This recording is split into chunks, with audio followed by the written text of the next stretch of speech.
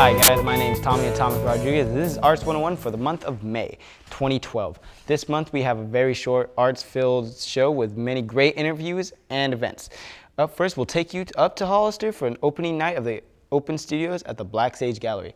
Then we'll bring you some small interviews and dance competitions I've been to, starting off with Venice Beach with great street performers on the 7 to Smoke competition and the highlights of B-Boy Revival 3. They're all off the hook. And then we'll be saving the best for last. We go to the host, Robert Egbert, and an interview with Nadar Khaghani, who wrote the amazing book called Grand Conference Off of Birds. So now the full Aldo, let's take a look at the Hollister Open Studios kickoff party.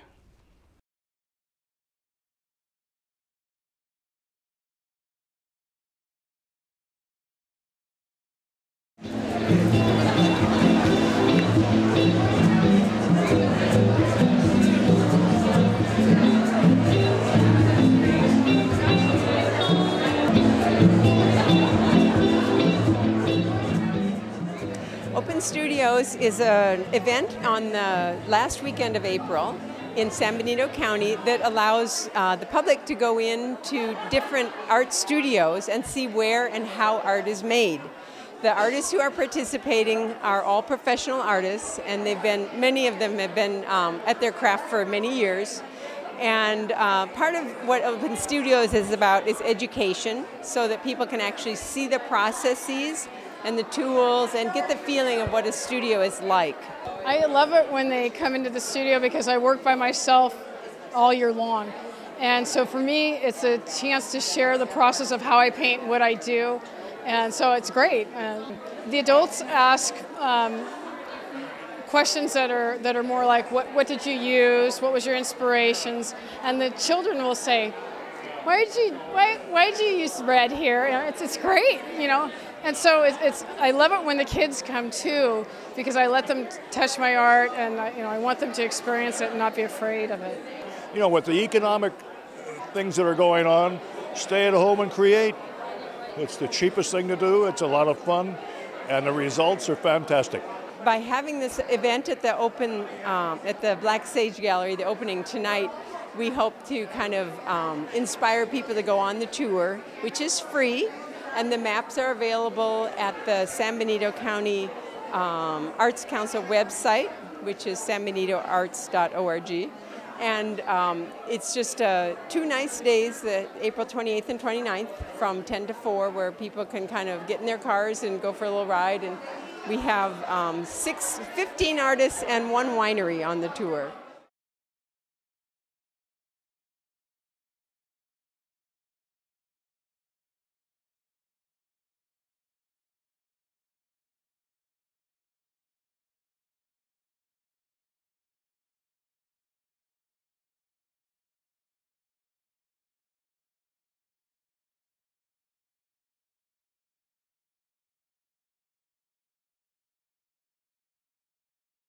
Thank you, Leslie and Matt, for that great segment about the Open Studios. And it looks like a lot of fun.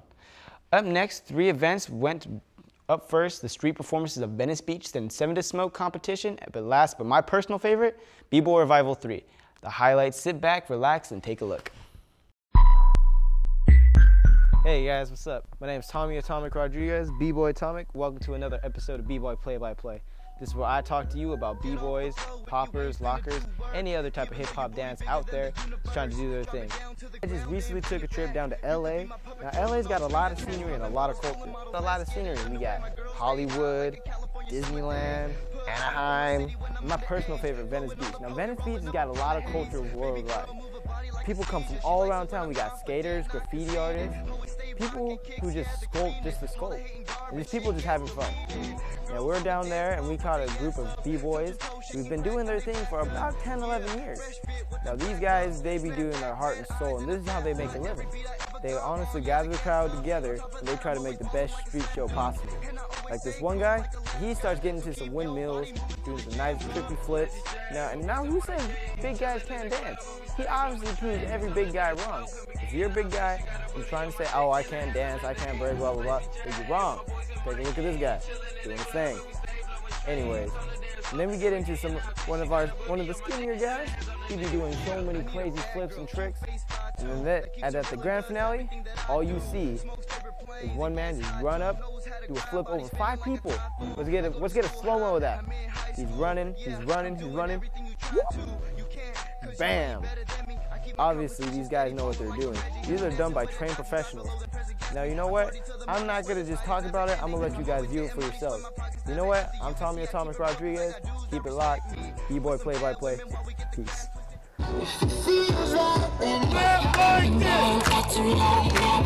I can't. I'm a little busy at the moment. Too close.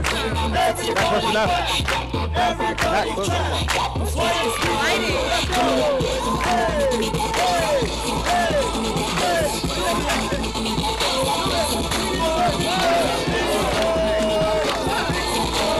Find your rhythm. When he makes the jump, give us more money. Holler at our manager, Philip. Yeah, Fill up the bucket. Yeah, what's the money? Everybody clap like this. Everybody clap. When we say make some noise, y'all make some noise. Everybody make some noise.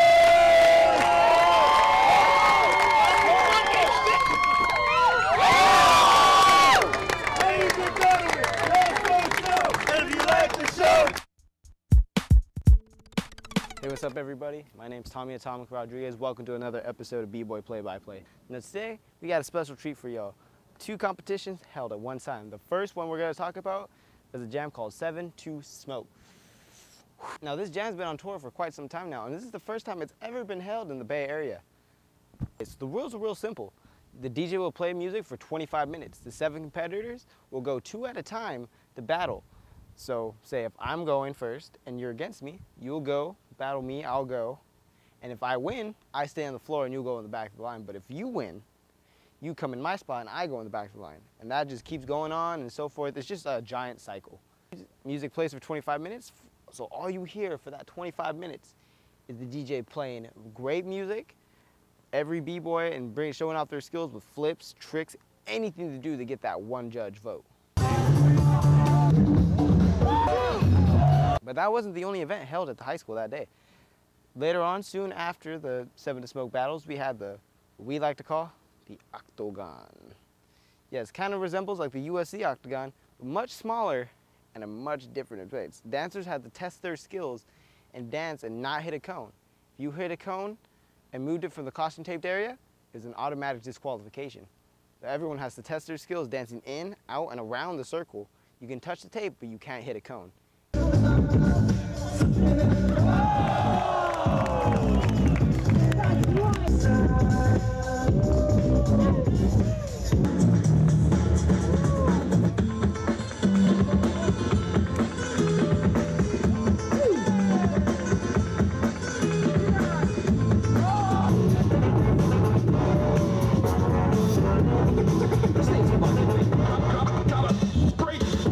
This week's bonus clip is the final battle between Ajax and A-Game, who made it to finals of the Octagon competition.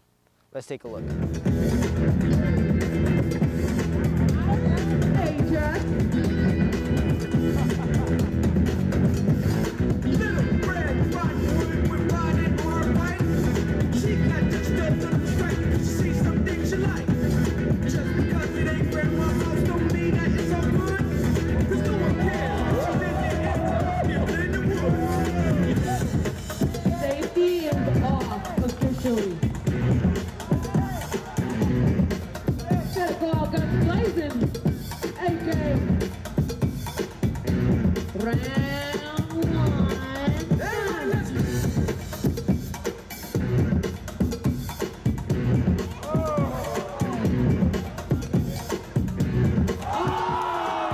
That was awesome. Little tricks, but A-Game hit a cone. No, correction, he just didn't hit one cone. He hit all the cones. Let's get a slow-mo. You see, he's doing his flare, he's getting set up, boom, one cone, but he's just like, you know what, I already hit a cone. So he hits them all.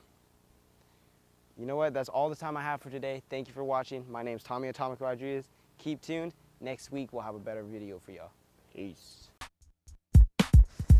Hey guys, what's up? My name's Tommy Atomic Rodriguez. Welcome to another episode of B-Boy Play-by-Play. Now, like Brooke promised you guys a week before, we have coverage of B-Boy Revival 3. Now, this event was filled with a lot of hard-hitting dancers, a lot of hype energy, and a lot of good commandos. Now, for those who don't know what a commando is, it's honestly just a routine B-Boys put together. It could be 1 or 2 people in the crew and just make a routine. A very good example is the one we have for you guys today. Let's take a look. Okay, at first you see the one person doing his moves, getting it all into it, getting in the zone. Next thing you know, you see his partner jump in and start doing the same routine. Now, those routines take a lot of time, effort, and a whole lot of energy when put together so they can come out as nicely as they do. Speaking of high energy, the whole event filled with the one-on-one battles had a lot of teams just hyping each other up and getting the crowd as pumped up as possible. We actually got a couple of clips for you guys to see what I'm actually talking about.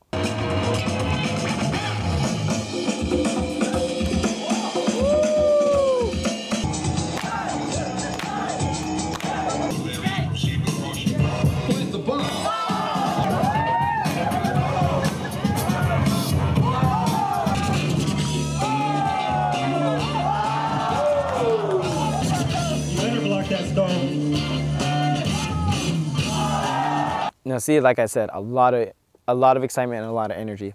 Now our bonus clip of the week comes from a personal friend of mine. His name is B-Boy Scarface and his opponent in the one-on-one battles. Let's take a look. Don't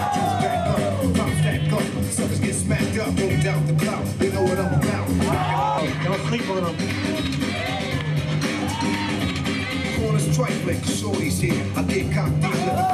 Now that was pretty awesome. Now what really got our attention was actually Scarface's opponent, Jay.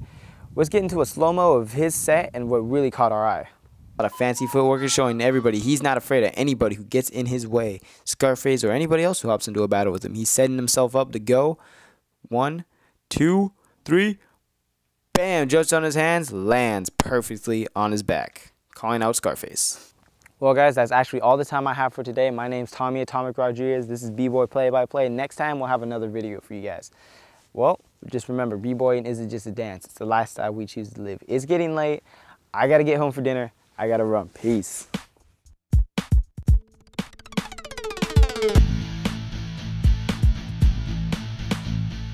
Wow, now that was a great set of videos if I do say so myself. Up next, we have an interview with local author and painter, Nadar Khaghani. He wrote the amazing book called Conference with Birds. He was interviewed here earlier by our super producer of the week, Robin Egbert. Take it away, Robin. Hi there, I'm Robin Egbert, and thank you for watching Arts 101. Today we have a great new local author named Nadar Khaghani, who lives here in Gilroy, and he is also an avid painter. Welcome to Arts 101, Nadar. Thank you. It's a pleasure to be here. I love Gavilan College, so it's nice to have a chance to speak to you. Tell me a little bit about your book here. Well, the book is basically about many things, but it's first and foremost about turning the gray energy into color for people. What's gray energy?